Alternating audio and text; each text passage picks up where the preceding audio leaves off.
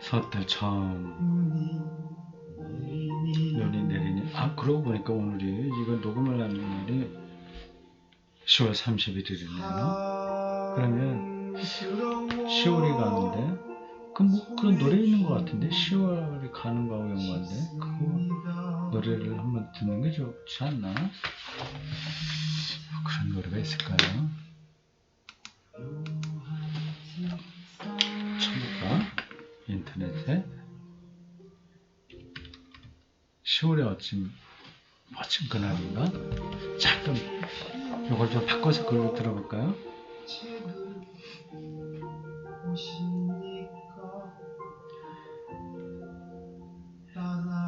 에이, 이거 듣던 거 도도죠. 도도죠.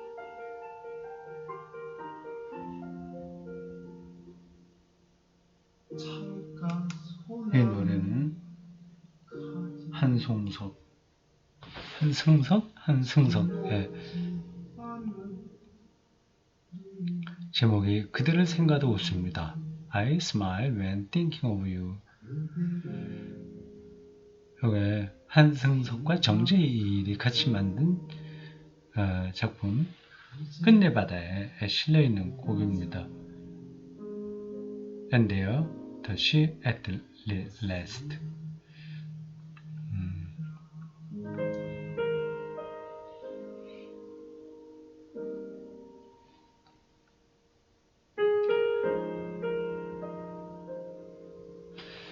노래가 시 같아요.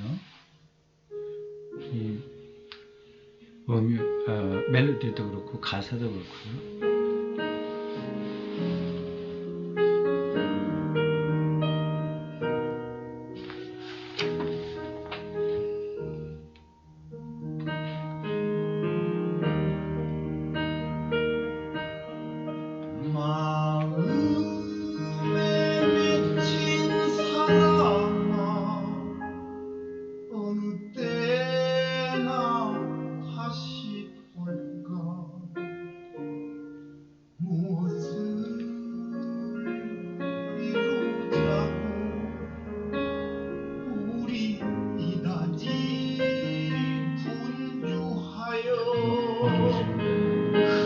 불 안 켜고 해도 되나 모르겠네. 빨리 해야 되겠네. 내가 손을 들을 거야.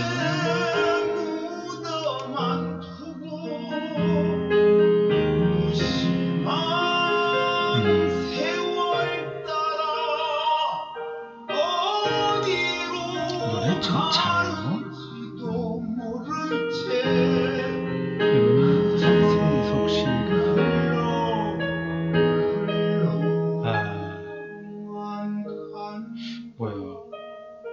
우리나라 그 창이라고 하나 소리를 한 사람인 것 같습니다. 그러니까 소리가 좀 깊죠.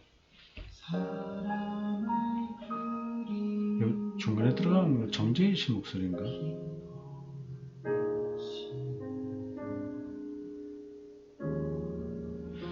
자, 공부하겠습니다. 여기까지 하죠. 네. 23강입니다. 조금 밝게 하고, 23강. 소망입니다. 212쪽입니다. 11쪽. 소망은 신학적 덕목 가운데 하나입니다. 앞에 나온 것들은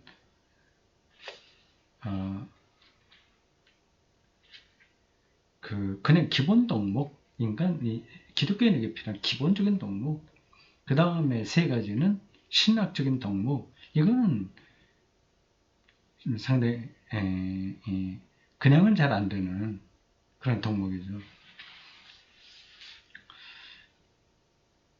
이 말이 뜻하는 바는 영원한 세계를 계속 바라보는 일은 도피주의나 몽상의 한 형태, 어떤 현대인들의 생각처럼 아니라 그리스도인이라면 마땅히 가져야 할 자세 중 하나라는 것입니다. 도피주의. 아이고, 세상에 이거 다 썩어버렸어. 해봐야 아무 소용없어. 도피하는 거. 몽상. 환상적인 거죠. 다 좋아. 유토피아가 올 거야. 그래서 그냥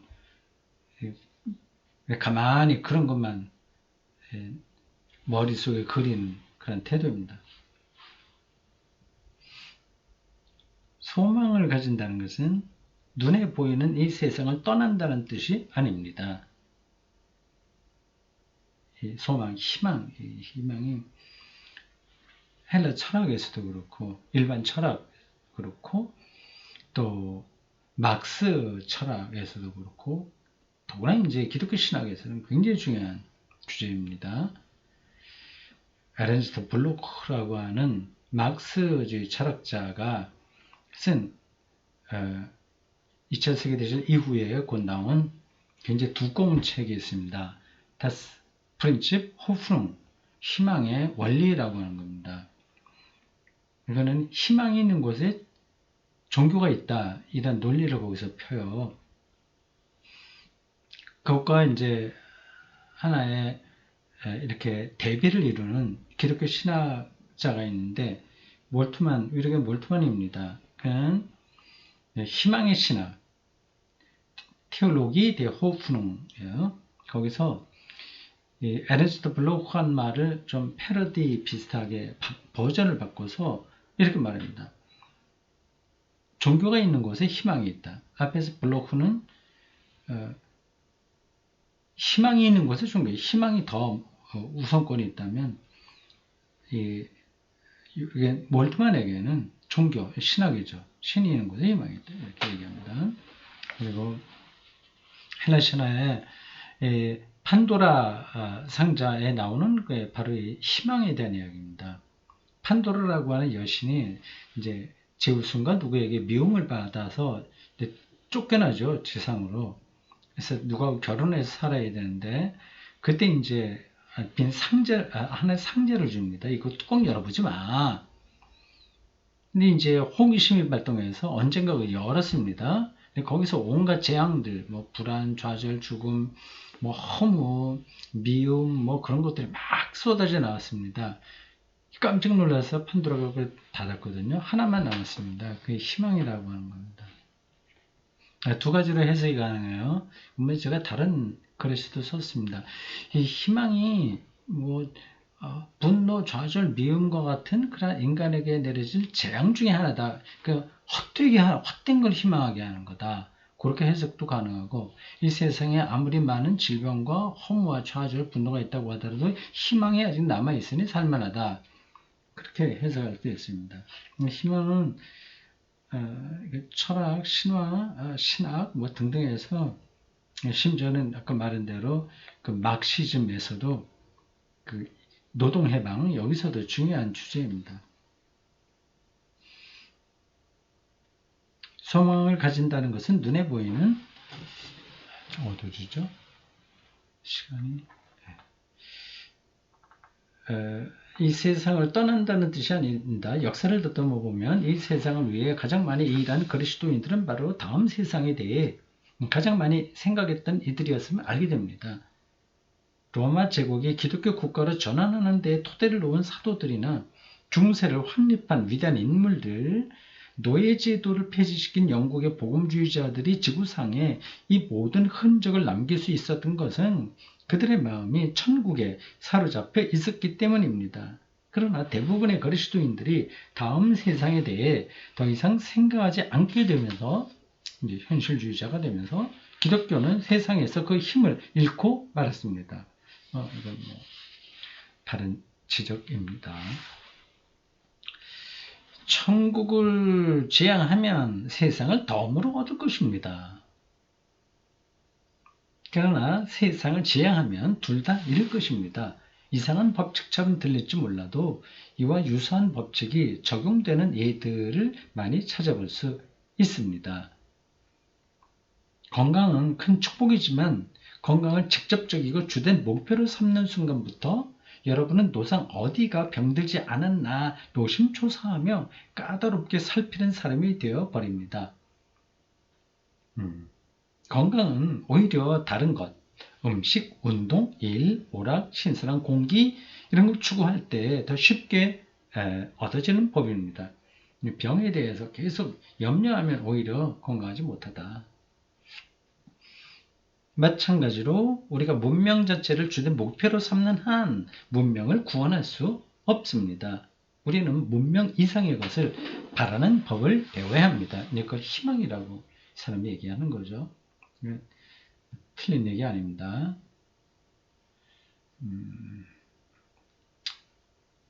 희망. 뭘 희망하냐? 뭘 희망하며 사냐? 희망의 원리, 희망의 신학, 희망의 이유, 그런 것들 중요하죠. 그게 이제 먼 미래의 우리의 운명만이 아니라 그게 오히려 오늘 우리의 삶을 역동적으로 만들어내는 아주 시원적 토대라고 할 수 있는 겁니다. 그건 저는 옳다고 생각합니다. 그러니까 죽음을 아주 실질적으로 느끼고 사는 사람만이 오늘 이 순간을 생동감 있게 살아낼 수 있습니다. 비슷한 이야기죠. 이거 책이 어두워지네.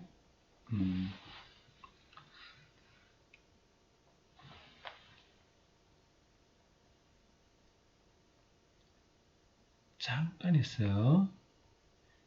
녹화 중지. 잠깐 쉬었다가 불 켜고 다시 하겠습니다. 표시가 날리는지 모르겠어요.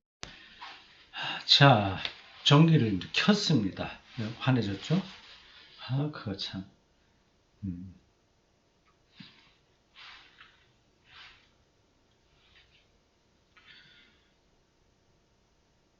자, 212쪽 중간 패러그래프입니다. 우리는 문명, 오늘의 삶이에요. 여기서 우리가 추구하고 있는 모든 삶의 형식들 혹은 내용들, 문명이라고 하는 겁니다. 그 이상의 것을 바라는 법을 배워야 한다. 그래야 지금 이 문명이 문명다워진다. 그 얘기죠.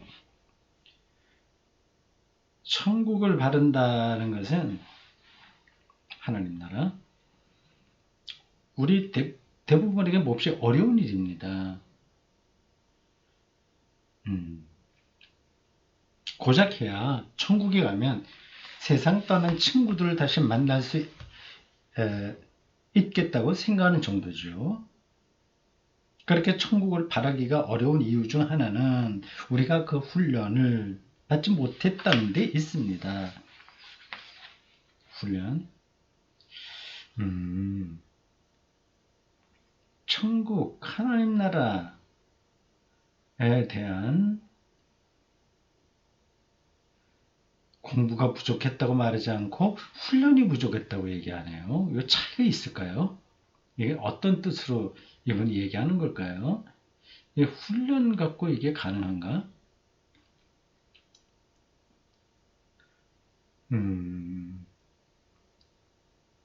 이 양자역학의 근거에서 삶을 바라본다고 할 때 그 훈련으로 가능한가요? 양자역학이 뭔지 아는 게 더 중요하지 않을까요?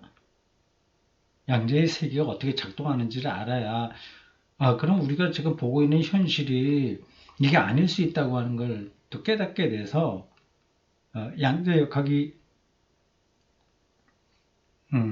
말하는 그러한 쪽으로 우리의 삶이 깊어지는 거 아닐까요? 근데 훈련이라고 얘기하는데 뭔지 좀 따라가 보겠습니다. 우리가 받은 교육은 전부 이 세상에 마음을 붙들어 놓는 것들이었습니다. 또 다른 이유는 천국을 정말 바라는 마음이 있을 때조차 우리 자신을 그것을 깨닫지 못한다는 데 있습니다.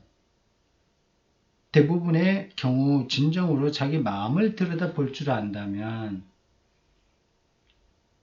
자신이 이 세상에서 얻을 수 없는 무언가를 바란다는 사실, 그것도 간절히 바란다는 사실을 알 수 있습니다.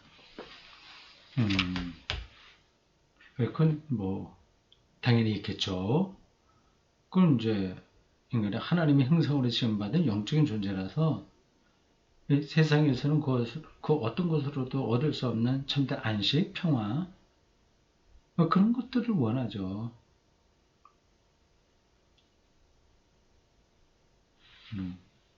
세상에 있는 모든 것들은 우리가 바라는 것을 주겠다고 약속하지만 결국 그 약속을 지키지는 못합니다.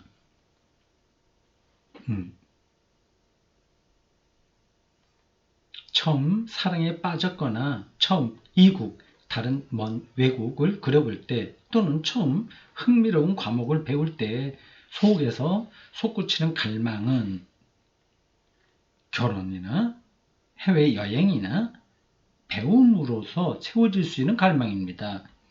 흔히 말하듯이 그 결혼이나 휴가 여행이나 배움이 성공적이지 못할 때에만 그런 것이 아닙니다. 그 결혼이나 여행이나 배움이 최고의 것일 때에도 그렇습니다. 계속 갈망한다는 거죠. 성공적으로 돼도 그런 거죠. 당연히 그렇죠. 세상의 것으로는 우리가 완전한 만족이 불가능하니까요. 그걸 성취하는 순간에 또 이제 다른 갈망이 꿈틀대기 시작하죠. 그 갈망을 처음 느낀 순간에는 잡을 수 있을 것 같은데 결국은 현실 속에서 사라져버리고 많은 무언가가 있습니다. 여기 뭐 여행도 나왔는데 외국 여행 가면 정말 새롭잖아요. 근데 그것도 거기 있어 보면 그게 아주 시시한 것들이 되어버립니다. 이제 거기 가 있으나 여기 있으나 세상을 새로운 눈으로 보는 사람들에게는 다 새로운 거고 다르기 때문에 더 새로운 건 아닙니다.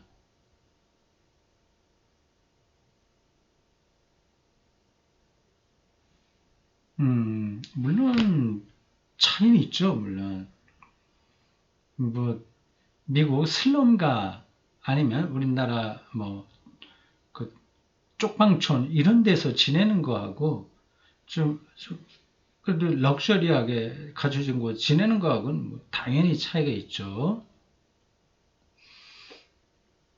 근데 그렇게 아주 극단적인 차이 말고는 웬만해서는 이제 다 비슷하게 우리가 어떤 것을 경험할 수 있습니다.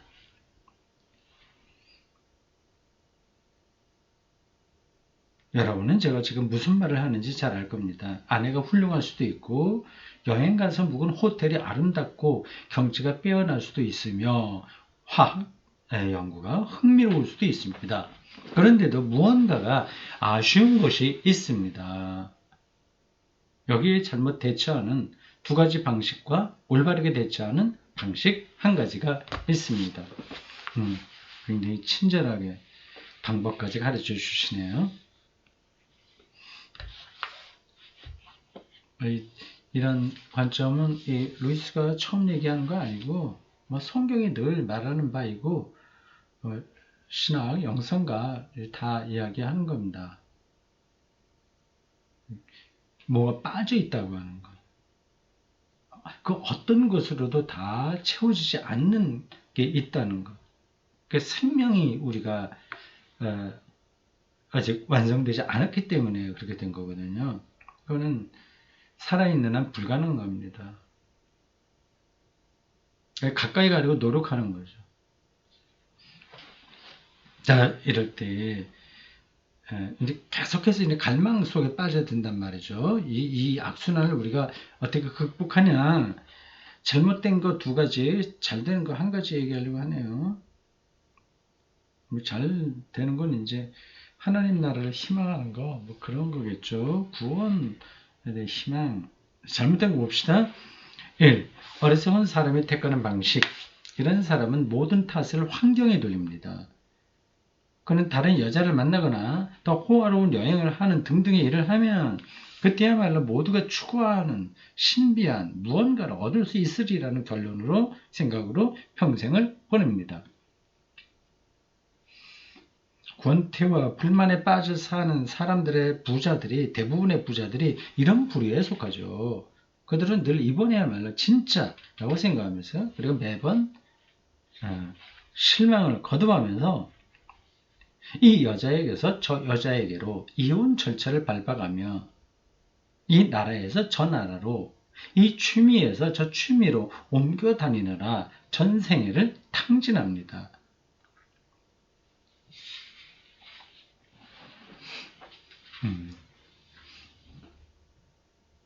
이 환멸에 빠진 지각 있는 사람이 택하는 방식. 앞에서는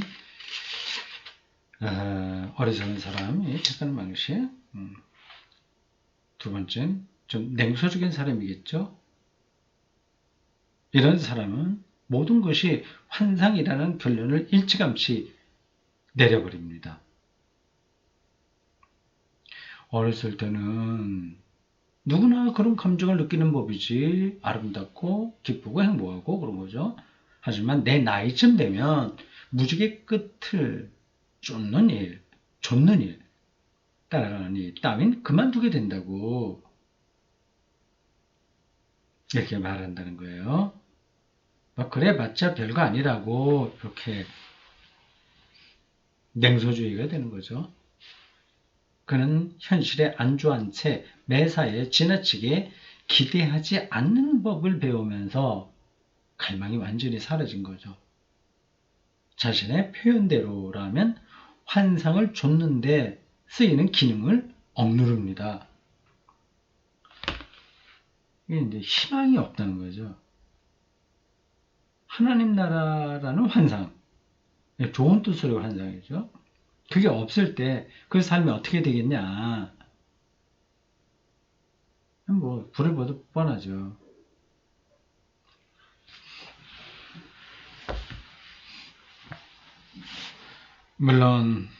이것은 물론 첫째 방식보다는 훨씬 나은 것으로서, 그렇죠. 여기지기고 저기지기고 계속 자기 삶을 탕진하는 것보다는 나은 것으로서 자신은 더 행복하고 사회에는 해를 덜 끼칩니다. 나름대로 자족하니까. 그리고 좀 피해도 안 끼치죠. 오늘 지성적인 현대인들의 모습이라고 할 수 있습니다. 이런 사람은 남보다 나은 인물인 양 행세하려는 경향이 있지만 그는 자기가 철부지라고 부르는 이들에게 다소 우월감을 느끼기 쉽습니다. 대체적으로는 그런 대로 무난하게 지냅니다. 무난하게 그렇게 살죠. 인생이라고 하는 게 뭐다 그런 거지 하면서 그래서 삽니다. 인간이 영원히 사는 존재가 아니라면 이것이야말로 최선의 선택일 겁니다. 다시요, 이 문장. 인간이 영원히 사는 존재만 아니라면 이것이야말로 최선의 선택입니다. 영원히 사는 존재가 아니잖아요. 근데 이게 최선이라고 한 건데 왜 그럴까? 이 문장에는 함정이 있습니다. 뒤에 설명이 나올까요? 봅시다. 그러나 무한한 행복이란 것이 정말 있어서 우리를 기다리고 있다면 어떻게 되겠습니까? 그러니까 영원한 삶, 영생이라고 하는 게 있어서 우리를 기다리고 있다면 지금 이렇게 냉소적으로 그냥 무난하게 남에게 해끼치지 않고 그렇게 갈망하지 않고 점잖게 사는다면 이게 말이 되겠냐? 그런 거죠.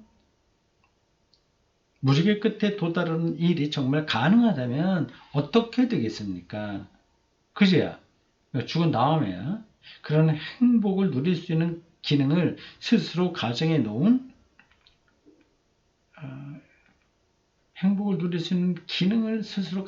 상식으로 억눌려 없애버렸다는 사실을 알게 된다면 문장이 참 까다로워. 다시 읽어보겠습니다.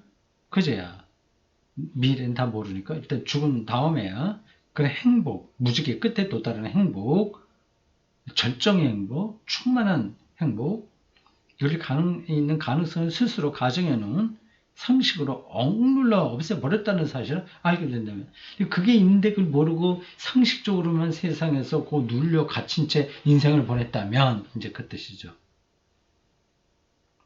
그 인생은 정말 이제 애석하기 짝이 없겠지요. 그걸 맞습니다.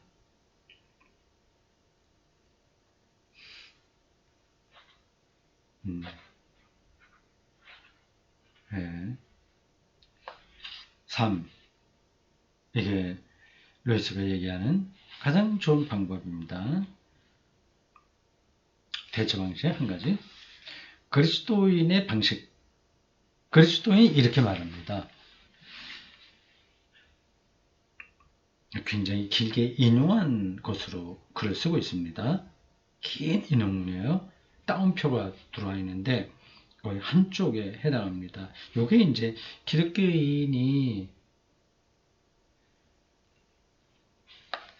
이 땅에서 갈망이 완전히 채워지지 않는 이 상황을 어떻게 대처하냐 하는 그 얘기를 하는 겁니다. 자기가 하고 싶은 얘기를 이렇게 따옴표를 묶어서 하는 거 아니겠습니까? 들어보십시오. 루이스의 자기 자신에 해당하는 고백이다 이렇게 들으십시오.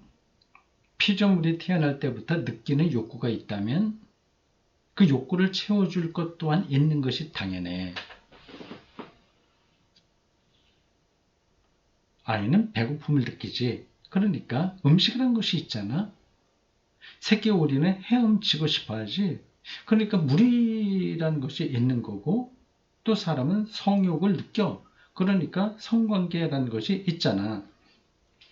그런데 만약 이 세상에서 경험하는 것들로 채워지지 않는 욕구가 내 안에 있다면 그건 내가 이 세상이 아닌 다른 세상에 맞게 만들어졌기 때문이라는 것이 가장 그럴듯한 얘기일 거야. 와, 이게 참 이건 문학적인 상상력인데 철학적인 논리로도 맞는 이야기일 수 있고요. 아, 이렇게 접근할 수 있네.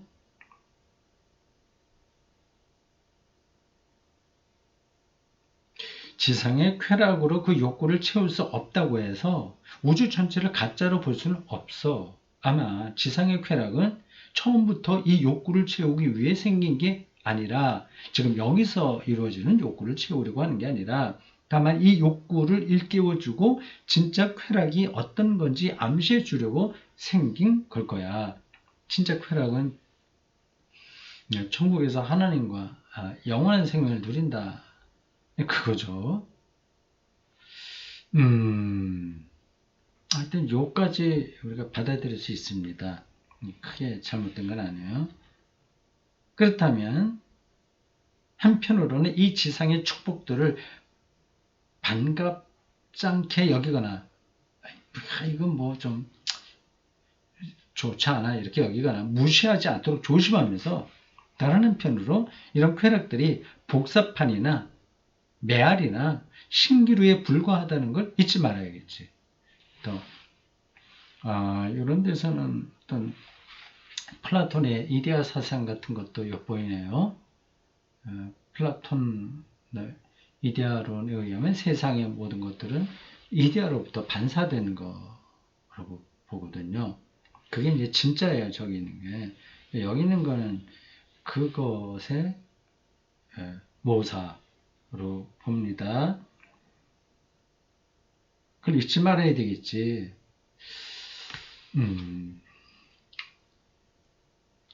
그렇게 보는 거는 문학적으로 틀린 얘기는 아닙니다. 근데 신학적으로는 꼭 맞는다고 할 수 없습니다. 여기 이 삶이 모사, 신기루, 메아리 그건 아니거든요. 그러니까 아주 리얼한 거거든요. 이 하나님의 창조인데 이게 신기루이라고 한다면 그건 이제 조금 문제가 생깁니다. 진짜 고향을 그리워하는 욕구는 죽은 후에야 채워질 수 있는 것이니만큼 그렇지 여기서 만족이 안 되니까 죽어야 생명을 완전하게 얻는다고 하는 사실은 그 관점에서 맞는 얘기인데 그렇다고 해서 여기서의 이 삶이 이렇게 표현된 메아리, 신기루 이거 말할 수는 없습니다.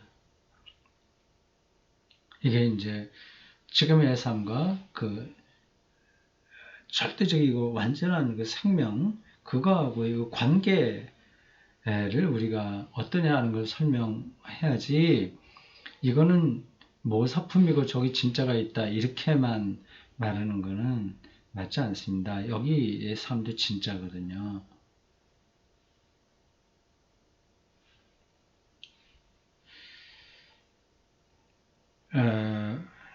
채워질 것이니만큼 그것이 사라지지 않도록 잘 지켜야겠다.